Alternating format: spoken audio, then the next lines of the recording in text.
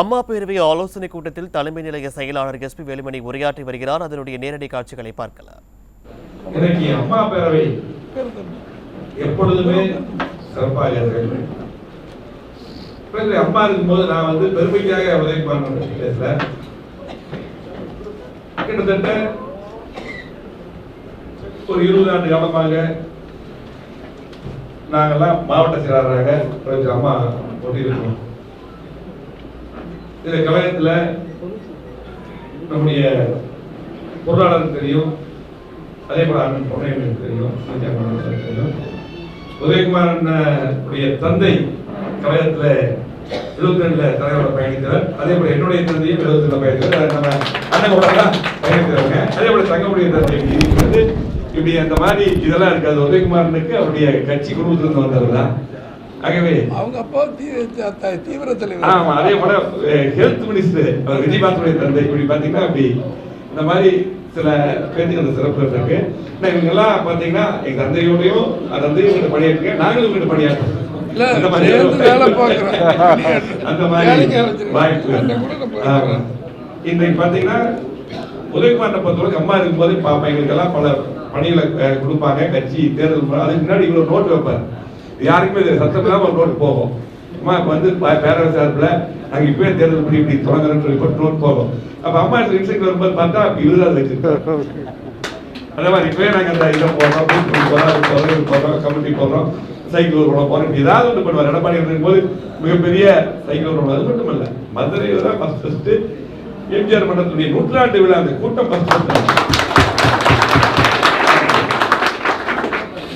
ஆகவே பேரவை பத்தி பாத்தீங்கன்னா நேற்று கூட பாத்தீங்கன்னா ஒரு மோசமான ஒரு ஸ்பெக்ட்ரம் கொள்ளையில பாத்தீங்கன்னா இன்றைக்கு உலகத்திலேயே இன்னைக்கு திமுக கட்சி இப்படியா தமிழ்நாட்டில் கேவலப்படுத்தி இன்னைக்கு நம்முடைய கடவுளாக போற்றக்கூடிய நம்முடைய இயக்கத்தை உருவாக்கிய நம்முடைய கடவுள் புரட்சித்தலைவர் எம்ஜிஆர் பற்றி ஒரு மோசமான வார்த்தையில ராஜா முன்னாள் ராஜா நேற்று மேட்டுப்பாளையத்தில் உங்க பேரவை நாசர் எல்லாம் மாவட்ட செயலாளர் அமைச்சர் ஏற்பாடு பண்ணி கடுமையாக அந்த ஆர்ப்பாட்டத்தை நடத்திட்டு வந்தோம்.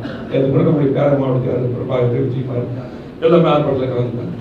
இப்போ பார்த்தீங்கன்னா கடுமையாக பார்த்தீங்கன்னா புரட்சி தலைவர் எம்ஜிஆரை யார் தொட்டாலும் ஒரு கடவுளாக இருக்கிறது. அதான் நான் வேறுபாடு நம்ம தலைவரோட பயணிக்கிறவங்கெல்லாம் இவங்கெல்லாம் அமைச்சராகவே அண்ணா பண்ணிட்டு இருந்தாரு.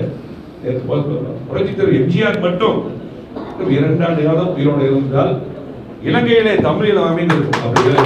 தமிழுக்காக இதெல்லாம் சும்மா திமுக கர்நாடக தமிழ் பேசுறாங்க. அவர் மட்டும் அங்கே பிரபாகர் வீட்டுக்கு முன்னாடி தலைவர் சில தான் இருக்கு, அதை வணங்கிட்டு. ஆகவே இன்னைக்கு அப்படிப்பட்ட ஒப்பந்த தலைவர் மற்றவங்க தமிழ் அது வழியில குறைந்த அம்மாவுக்கும் எடப்பாடியோட பயணிக்கிறேன். ஆகவே கண்டிப்பாக நாடாளுமன்ற தேர்தலில் அந்த ராஜா அவர்களுக்கு சரியான பாடம்.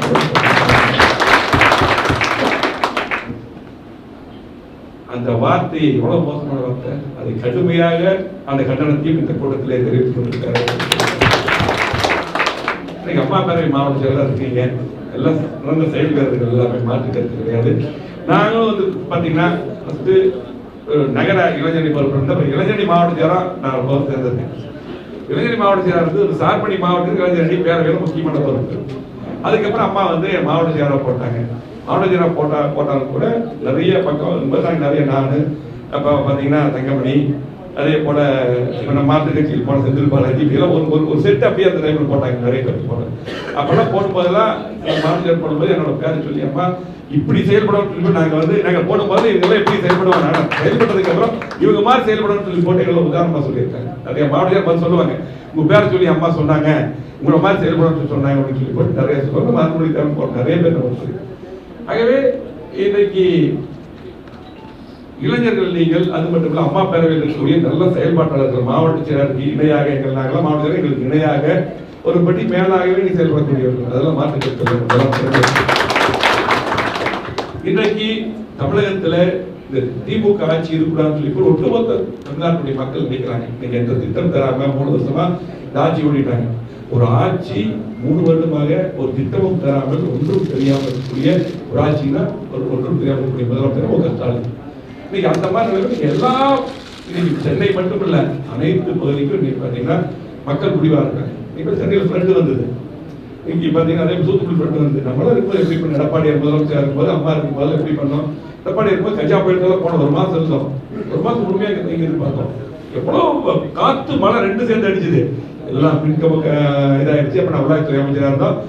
இது வர்றதுக்கு முன்னாடியே நம்ம உதயகுமாரன் வந்து பாத்தீங்கன்னா நைட் ரெண்டே கூப்பிடுற மாதிரி எங்களுக்கு கூட்டு நடத்துவோம். எல்லாமே சொல்லிட்டாரு, ட்ரெயினை நிறுத்தணும், பஸ் நிறுத்தணும். எடப்பாடி என்னப்பா ட்ரெயினை நிறுத்தணும், இல்லை நிறுத்தணும், அவர் நிறுத்தினார். அப்பதான் அதாவது நம்முடைய எடப்பாடியை பத்தி சாதாரண எல்லாரும் இடம் போடுறாங்க. கிராமத்தில் இருந்தவர் அற்புதமாக ஆட்சி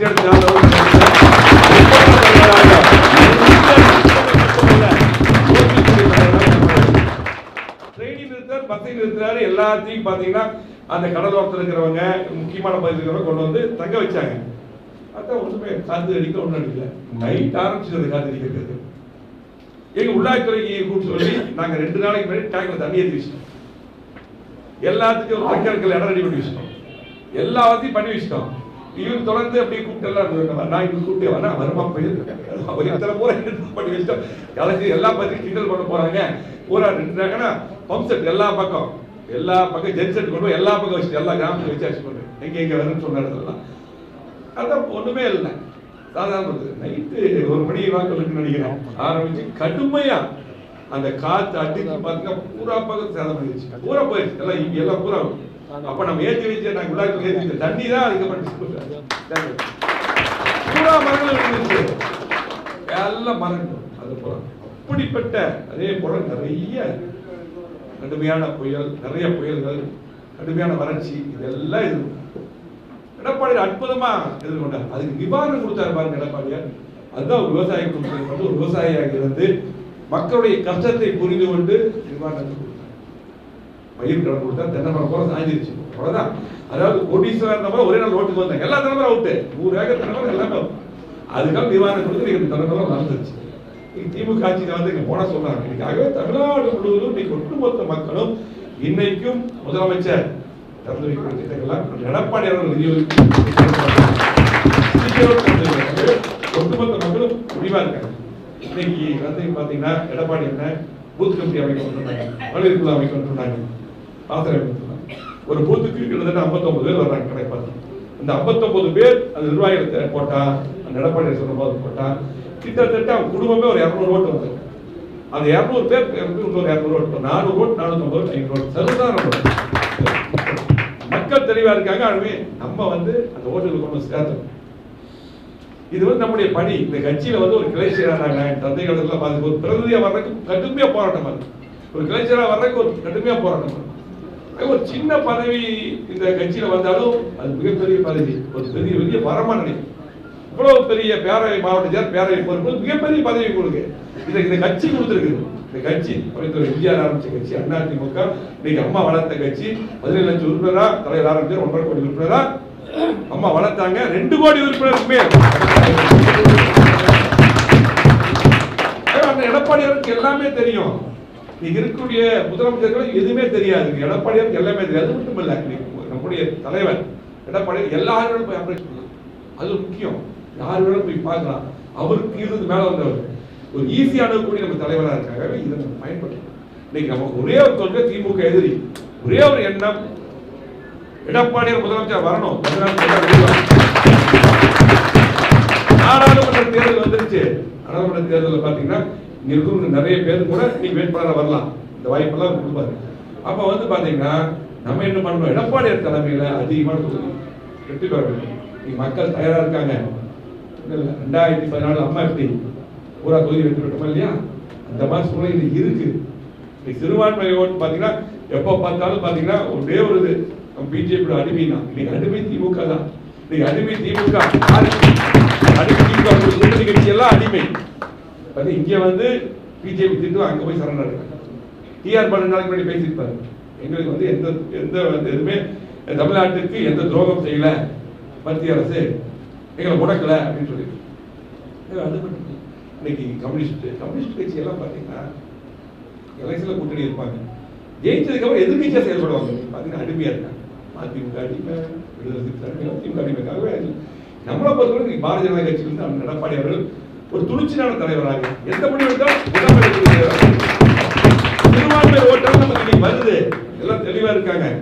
ஐயோ அது பயத்துல தான் ஸ்டாலின் உதவி ஸ்டாலின் முன்னாடி கூட்டணி பின்னாடி கூட்டணி சொல்லி போட்டு அவங்க கவலைப்படுறாங்க. திமுக ஓட்டு போயிடும், திருமாவளவன் ஏமாத்தி வச்சிருக்காங்க. ஐயோ இன்னைக்கு எல்லாரும் இன்னைக்கு தெளிவா இருக்காங்க. அதிகமான ஓட்டுகள் பொதுமக்கள் திமுக ஓட்டு போற தயாரா இல்ல. உதயசூரியன் ஓட்டு கேட்டு எந்த வேட்பாளர் உள்ளே போக முடியாத நிலைமை. பிஜேபி போறோம், திமுக நமக்கு ஓட்டு போற தயாரா இருக்கு. நம்மளுடைய பணிகளை செய்யணும். நம்ம பாத்தீங்கன்னா நல்லா பணியாற்றுவோம், ஆர்ப்பாட்டம் பண்ணுவோம், கூட்டம் எல்லாம் போடுவோம். ஆனா தேர்தல் நேரத்தை திமுக பாத்தீங்கன்னா அவனை திட்டுவான், கோஷ்டி போடுவான். தேர்தலுக்கு அவன் வேலை செஞ்சிருவான். நம்மளால எப்படிதான் நம்ம ஜெயிச்சிருவோம் சொல்லி போட்டு இருப்போம். அப்படி இல்லை, இது முக்கியமான தேர்தல். எடப்பாடியார் தலைமையில அதிகமான நாடாளுமன்றத்தில் வெற்றி பெறக்கூடிய வாய்ப்புகள் மட்டுமே நிச்சயமா இருக்கு. நம்முடைய பணிகளை நம்முடைய பேரவை கண்மணிகள், மாவட்ட செயலாளர்கள், நிர்வாகிகள் பேரவைக்கு பதவிகள் வாரி வாரி கொடுத்திருக்காங்க.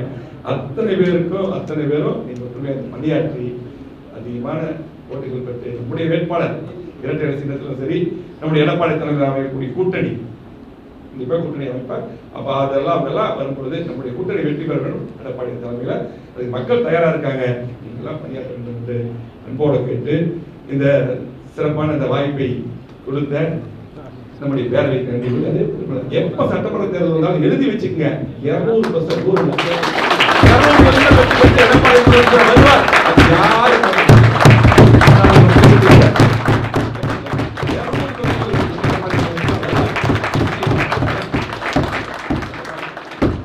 எல்லாத்துக்கும் நல்ல எதிர்காலம் இருக்கிறது.